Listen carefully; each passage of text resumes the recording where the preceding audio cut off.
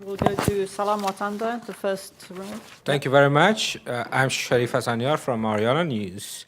Mr. Secretary, there will be a meeting in coming days in Moscow, include Pakistan, China, Russia, towards Afghanistan.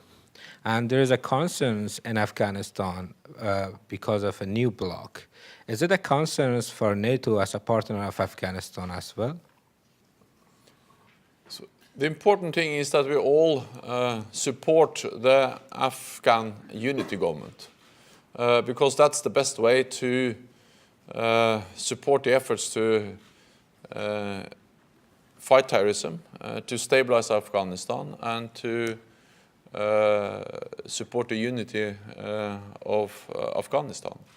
And that's exactly what NATO is doing, and NATO's partners are doing when we support Afghanistan through the Resolute Support mission. And all outside actors should be helping the Afghan government and not interfering in Afghanistan by undermining the Afghan government. Salam Watanda, first gentleman over there.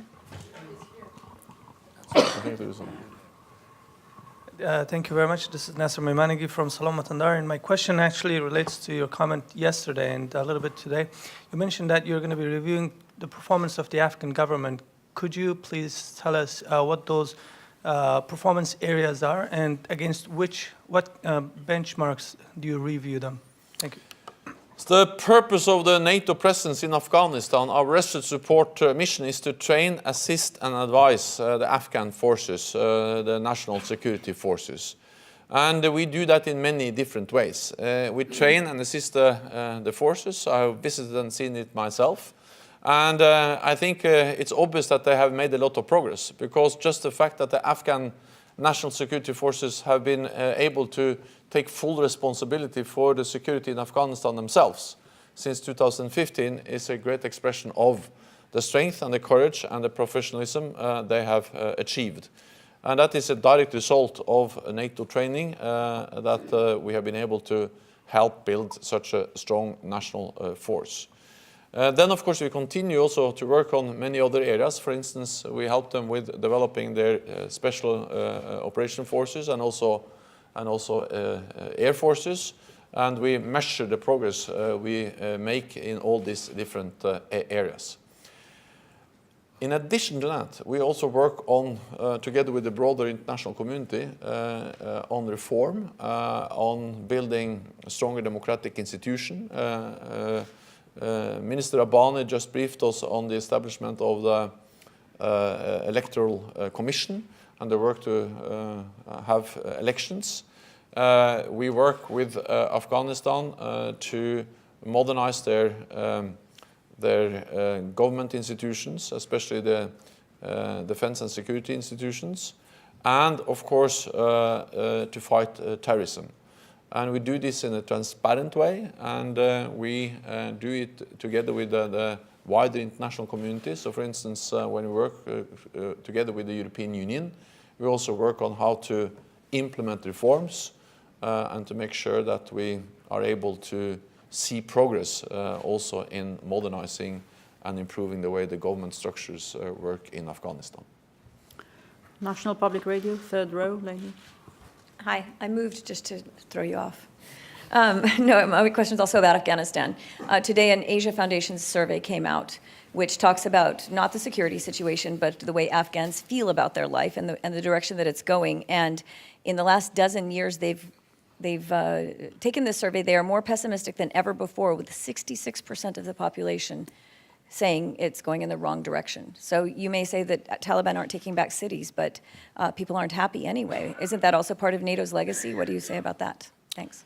I think that survey confirms that the situation in Afghanistan is difficult. It's a tough situation, and we will continue to see violence, fight, and a very difficult economic situation in Afghanistan. But that's exactly why NATO is there, to help them make progress, to help them stabilize the country, which is a precondition also for economic development and economic prosperity. And there are also some other results in that survey which I think it's important to take note of. For instance, that 80% in the same survey say that they don't want Taliban back, meaning that they agree with the main reason why NATO is there, to prevent that Afghanistan once again is controlled by Taliban and become a safe haven for international terrorists. We have also seen in the same survey that there is strong trust and support for the Afghan security forces. They continue to be trusted. And one of the issues we are focusing on together with the broader international community is how can we implement reforms, how can we fight terrorism, how can we improve the electoral process, and how can we contribute to the peace and reconciliation process. So I think we do not underestimate the difficulties, the problems, the challenges which we face in Afghanistan, but I strongly believe that what we do now in Afghanistan is the right thing. We have ended our combat operations there. We are there to build Afghan-owned institutions, Afghan-owned peace process, Afghan-owned political processes, and we're helping them in doing that to make sure that one day they can manage without our help. But it's tough, it's difficult, and the survey confirms that, but it also confirms that they don't want Taliban back, and to avoid that, they need our help. We'll go to Kuna, the Kuwaiti News Agency, first round. Nawab Khan, Kuwait News Agency. My question is concerning the Gulf region. NATO and ICI are expected to open a center in Kuwait later this month. Can you please tell me what are the aims and goals of this center? And secondly, on Iraq, how many trainers are you going to send there in January? Thank you. We will inaugurate a center, a regional center, NATO ICI, Istanbul Cooperation Initiative Center, in Kuwait early next year. And that center will be a platform. It is a big building. I've seen the construction site, which is going to be a platform for different kinds of partnership activities. NATO and countries in the Gulf region can meet, can have many different kinds of activities to build partnerships between NATO and countries in the region. So I'm looking forward to open the center in Kuwait, and it's going to take our work with the region an important step forward. In January, we have already training activities in Jordan where we train Iraqi officers, and we have trained several hundred officers there already. We will continue our activity in Jordan, but then from January we will start with around 20 trainers, so it's a modest start where we are going to train Iraqi officers in Iraq. We do this, of course, in very close coordination and cooperation with the coalition. And we have several NATO allies that are part of the coalition efforts, and we will work with them when we establish our training activity in Iraq to start to train Iraqi officers in Iraq. Financial Times, at the back. At the back. We'll come back.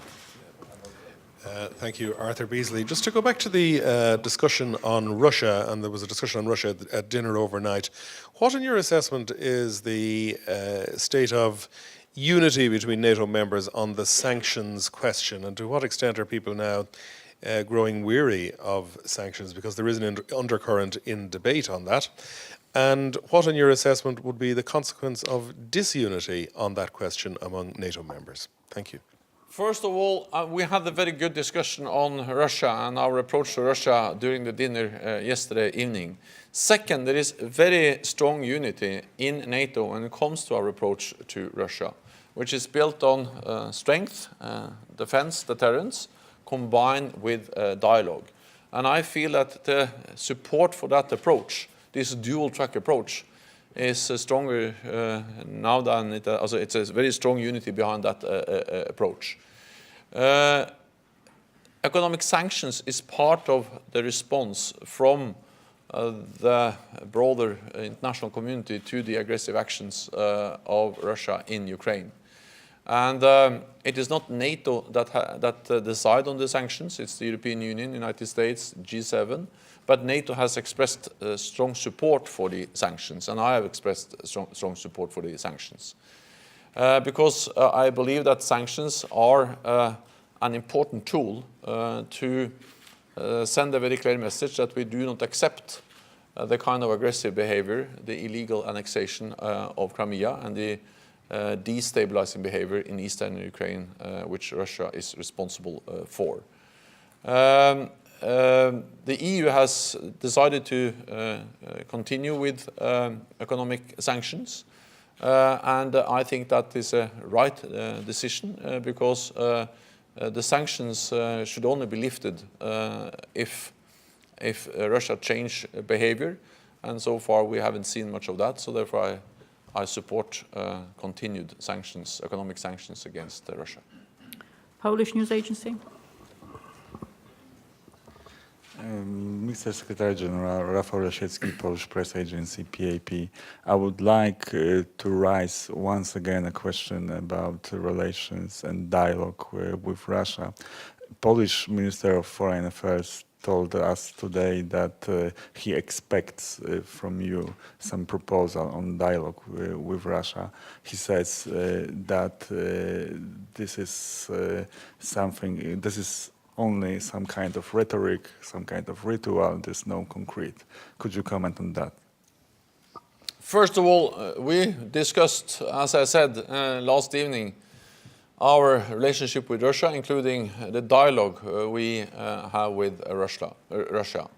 And the dialogue is a wide, it's a dialogue which addresses different kinds of issues. But in, for instance, the two meetings we have convened so far in the NATO-Russia Council, the issues have been Ukraine. And even though we don't agree on Ukraine, I think it's important that we meet around the same table and that we express our concerns and that NATO allies and NATO can talk directly to Russia on Ukraine and our concerns, and also on express our views on the importance of full implementation of the Minsk agreements. Because we have seen a violation of the ceasefire, we have seen that the Minsk agreements are not implemented. So that's part of the dialogue, is to raise concerns, for instance, Ukraine. Then another element in the dialogue is what we call transparency and risk reduction. And that's about how we can increase transparency and reduce the risks for incidents, accidents, which is of particular importance in times where we see more military activity, more tensions, and also some very dangerous situations with the downing of the Russian plane, and also some incidents in the Black Sea and the Baltic Sea. That's partly about raising the issue of implementing existing agreements, like for instance the Vienna document on transparency related to military exercises and international observation of military exercises, but also to look into how we can develop new mechanisms to improve predictability and transparency related to military activity, and with increased presence, I think that's even more important. Then, of course, we welcome constructive ideas from allies, and Poland and other allies have put different ideas on the table. We will discuss and assess them, because we will constantly look into how we can develop our dialogue with Russia. Itatlas. Thank you. Mr. Secretary General, about other conflict region, there has been an artillery strike on Russian humanitarian hospital in western Aleppo, and we haven't yet heard the reaction of NATO on this event, during which 2 Russian medics working with civilian people of Aleppo were killed. And follow-up question. You have said that EU has taken decision to prolong the sanctions against Russia. Did we hear it correct? Thank you very much. First, on Aleppo, the situation in Aleppo is very, very difficult. It is a humanitarian catastrophe, what we see there. Thousands of people are killed, also many innocent people. And we have seen that also humanitarian aid workers have been killed. And the main reason for this increased violence in Aleppo is the renewed offensive by the Syrian regime, supported by Russia. So I think that what we see now in Aleppo, where innocent people are killed, just underlines the importance of finding a political solution. And we support all efforts to try to reach a political solution. And such a political solution has to start with a ceasefire. And I welcome the efforts by also NATO allies in the UN Security Council to get an agreement on cessation of hostilities, a ceasefire. And NATO will continue to support that. So again and again, we see a humanitarian catastrophe in Aleppo, and the best way to end that is to support efforts to have a ceasefire as the first step towards a political solution. I think that when it comes to the European Union and economic sanctions, I think that the European Union is the right to comment on that, but I have supported the decision by the European Union many times to prolong economic sanctions, and I have also said it. I also stated this time that I think it's right to continue with economic sanctions. Europa Press. Thank you, Secretary General. Going back to Afghanistan, since the situation you mentioned is going to stay tough for quite a while, is it completely excluded that Resolute Support will stay on in 2018? And if I may, a second quick question on Iraq. You've mentioned that the start of the training effort in Iraq itself will start with a modest 20 trainers, but what's the maximum size of the force that we will see there? Thank you.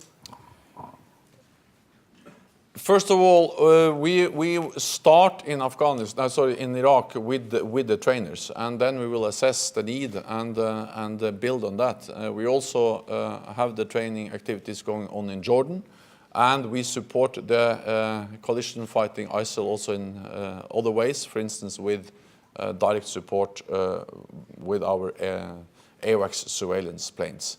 So the exact size and the scope of our training activity in Iraq will be assessed and decided based on the experience we now will get when we start there in January.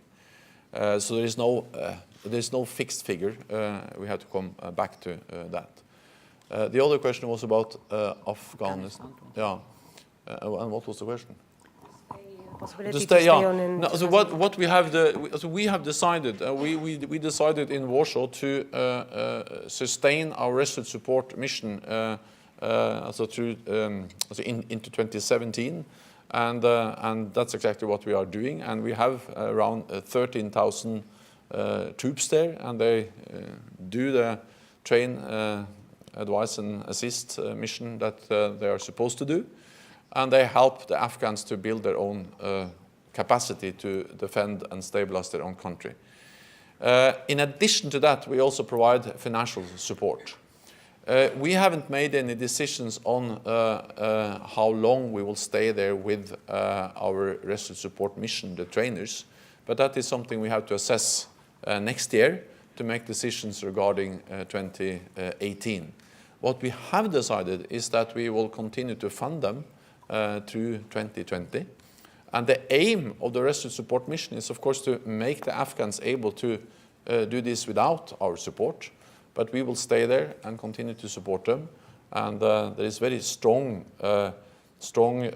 commitment by allies to provide support. And we saw that also during the meeting today, that there were many ministers there expressing very strong support and willingness to provide the forces, to provide the funding to continue to support, but we don't have a fixed date for the train, assist and advise mission. Thank you very much. This concludes this press conference. Have a good afternoon. Thank you.